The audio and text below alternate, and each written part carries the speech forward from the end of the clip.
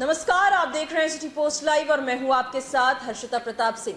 Bihar NDA के बाद अब बिहार महागठबंधन में भी आखिरकार सीटों का बंटवारा हो गया है। औपचारिक ऐलान कर दिया गया है, लेकिन न ही वीआईपी सुप्रीमो मुकेश सहनी और न ही राष्ट्रीय लोक जनशक्ति पार्टी के राष्ट्रीय अध्यक्ष पशुपति पारस की बात बन पाई है। न ही मुकेश सहनी की दाल गली महागठबंधन के साथ और न ही पशुपति पारस की। ऐसे में अब लगातार ये कयास लगाए जा रहे हैं कि इन दोनों का अगला कदम क्या होगा। क्या मुकेश सहनी और पशुपति पारस अकेले चुनाव लड़ने की तैयारी करेंगे? हालांकि दोनों ने औपचारिक तौर पर इसको लेकर कुछ भी नहीं कहा है और सूत्रों के हवाले से खबरें ये भी हैं कि पशुपति पारस अब चिराग पासवान के साथ आ सकते हैं, लेकिन इसको लेकर अब तक औपचारिक तौर पर कुछ भी नहीं कहा गया है। ये कयास लग रहे हैं कि क्या मुकेश सहनी वीआईपी सुप्रीमो अब अकेले चुनाव लड़ सकते हैं, क्योंकि न तो एनडीए और न ही इंडिया, कहीं बिहार में दोनों की ही बात नहीं बनी है। अगर ये दोनों नेता अकेले चुनाव लड़ते हैं तो कुछ लोकसभा सीटों पर एनडीए और महागठबंधन दोनों का खेल बिगाड़ सकते हैं। वीआईपी प्रमुख मुकेश सहनी की बात करें तो उनके पहले बीजेपी से लंबी वार्ता चली थी, मगर निषाद आरक्षण पर बात नहीं बन पाने के कारण वीआईपी एनडीए में शामिल नहीं हो पाई।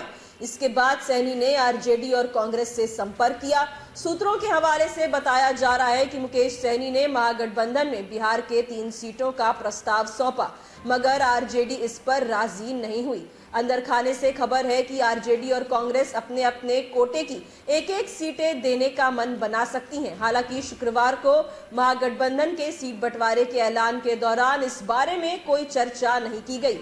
ऐसे में अब मुकेश सहनी ने अब अकेले चुनावी मैदान में उतरने के कयास लगाए जा रहे हैं। उनकी पार्टी मुजफ्फरपुर, खगड़िया और मधुबनी जैसी सीटों पर अपने प्रत्याशी उतार सकती है। मुजफ्फरपुर से खुद सहनी चुनाव लड़ने का मन बना सकते हैं।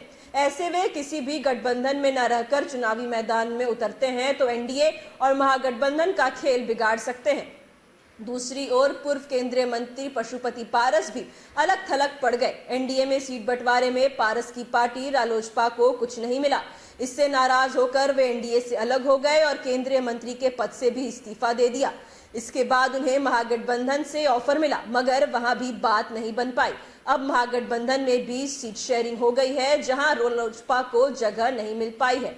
ऐसे में अब पशुपति पारस के पास क्या विकल्प है, इसको लेकर लगातार कयास लगाए जा रहे हैं। क्या वो अकेले चुनाव लड़कर हाजीपुर सीट से भतीजे चिराग पासवान को टक्कर देने की कोशिश करते हैं, या फिर अब चिराग पासवान के साथ नजर आएंगे पशुपति पारस? इसको लेकर एक बड़ा प्रश्न चिन्ह है। सूत्रों के हवाले से हालांकि ये खबरें सामने आई थी कि अब पशुपति पारस और चिराग पासवान एक हो सकते हैं, तो वहीं वीआईपी सुप्रीमो मुकेश सहनी को लेकर भी ये कयास लगाए जा रहे हैं कि अब वो अकेले चुनाव लड़ने की तैयारी कर सकते हैं। आपको एक बार फिर बता दें, आज इंडिया गठबंधन का भी सीट शेयरिंग फॉर्मूला तय कर लिया गया, जहां न ही पारस और न ही मुकेश सहनी को कोई जगह मिल पाई, जिसके बाद से कयासों का दौर जारी है। मुकेश सहनी अगर अकेले ये चुनाव लड़ते हैं तो एनडीए और इंडिया दोनों को ही नुकसान पहुंचा सकते हैं। अब मुकेश सहनी क्या फैसला लेते हैं, तो वहीं पशुपति पारस अकेले चुनाव लड़ते हैं या फिर भतीजे के साथ मिल जाते हैं, ये देखना काफी दिलचस्प होगा। फिलहाल इस खबर में इतना ही। आप आगे की खबरों के लिए देखते रहिए सिटी पोस्ट लाइव। इस वीडियो को लाइक करें, शेयर करें और चैनल को सब्सक्राइब करना ना भूलें। धन्यवाद।